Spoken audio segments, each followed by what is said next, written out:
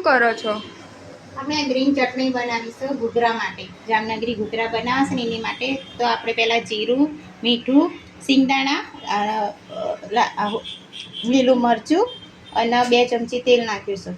અને હવે આપણે આને થોડુંક લીંબુના ફૂલ નાખી દઈએ. તો લીંબુ નીચોઈ દેવાનું. હવે આપણે આને સહેજ પાણી વેડી દઈશું અને મસ્ત વાટી લઈશું. આપણે આની મિશન સહેજ હળદર બી નાખેલી જ હતી. અને જો આપણી આ ચટણી વાટી તૈયાર. હવે આપણે આને કાઢી લઈશું. હવે આપણે આ બીજી ચટણી બનાવી લઈએ, લાલ ચટણી લસણની. એની મેં આપણે ઘૂઘરા માટે જે આપણે લસણ, કાશ્મીરી મરચું, પછી મીઠું અને જીરું આટલું નાખ્યું છે ને. હવે આપણે થોડું પાણી વેડી દઈશું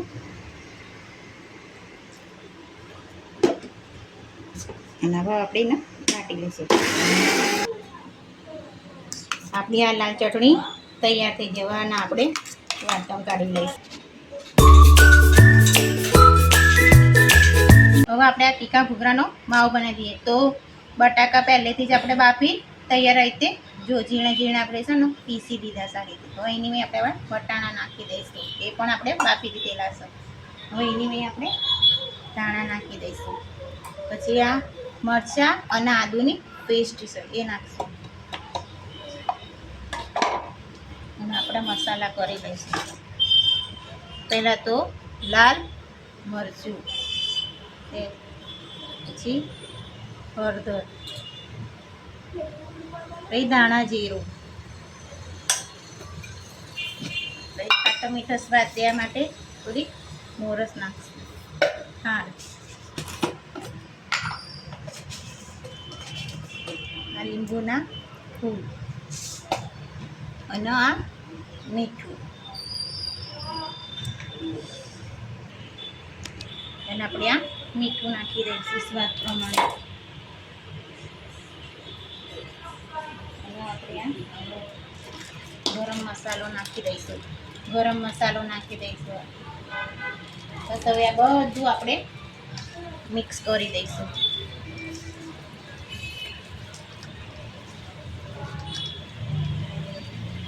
જો આ રીતે આપણો માવો હવે તૈયાર થઈ ગયો છે. માવો બનાવ્યો તો ને એને આપણે નાના નાના આટલા રોલ બનાવી દીધા કે જેથી આપણને ઘૂઘરામાં ભરવામાં વાર ના લાગે અને ફટાફટ ઘૂઘરા ભરાઈ જાય. આપણે આવા જો મેદાનો લોટ બાંધ્યો હતો ને એની આપણે આ પૂરી બનાવી દઈશું. ઘૂઘરાનો મેં માવો ભરી પછી તૈયાર ઘૂઘરા કરશું આપણે.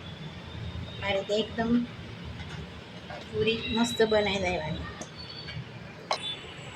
પાતળી એની બહુ જાડી ને એની આવી આ થિકનેસ રાખવાની. અને આપણે આ ઘૂઘરાનું બીબું લઈ લીધું. એની ઉપર આપણે આમ મૂકી દેવાની. અને આપણે જે આ બનાવેલો હતું ને એને આપણે આ રીતે મૂકી દેવાનું. અને આના પછી આમ ફીટ બંધ કરી દબાઈ લેવાનું. અને જે પછી આપણે વધારાનો માવો છે ને આ રીતે ગાળી લેવાનું. આ રીતે આપણા ઘૂઘરા તૈયાર થઈ જશે. ઘૂઘરા બની ગયા? ના, હવે જો આપણે તેલ મૂકી દીધું તો એની મેં તેલ આવી ગયું છે. ઘૂઘરા તળી લઈશું. આપણે પહેલા ધીમા તાપે જ તળવાના.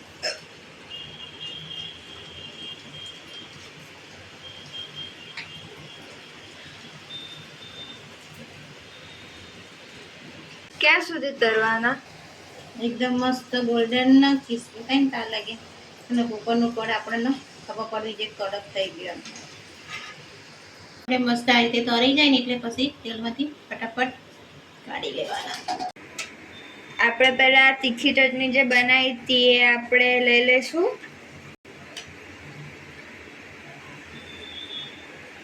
હવે આ જે મરચાંની તીખી ચટણી બનાવી હતી એ પણ લઈ લઈશું.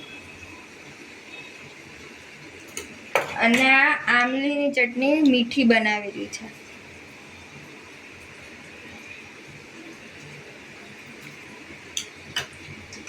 પછી આપણે ડુંગળી,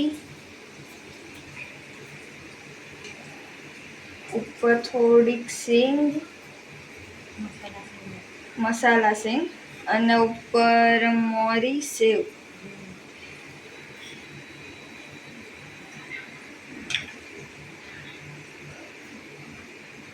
અને થોડાક ધાણા નાખી દઈશું. આપણે મીઠી ચટણી લઈએ.